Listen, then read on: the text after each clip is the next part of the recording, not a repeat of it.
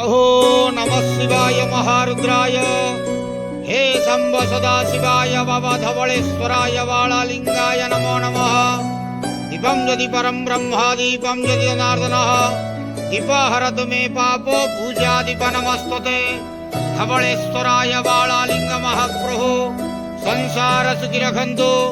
आज शुभ बुधवार रे समस्त श्रद्धालु भक्त मानक श्रीपद करंतु मनस्कामना पूर्ण करंतु। कर्म क्षेत्र उन्नति करंतु। ग्रहरिष्ठ खंडन करंतु। जगतर मंगल करंतु। ईश्वर कल्याण करंतु। आपण नाम प्रकाश करंतु।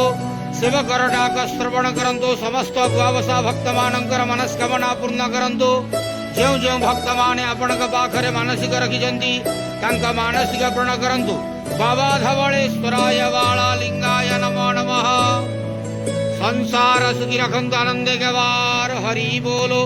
आज शुभ बुधवार रे समस्त श्रद्धालु भक्त मानक श्रीपद करंतु आनंदे गवार हरि बोलो। बाबा धवलेश्वराय वाळालिंगाय नमो नमः।